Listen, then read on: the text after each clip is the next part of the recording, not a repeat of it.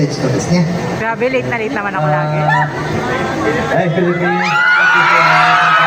Thank you for coming. Yes, we are preparing. So, but I don't know, but we have planned to back to Philippines. I don't know.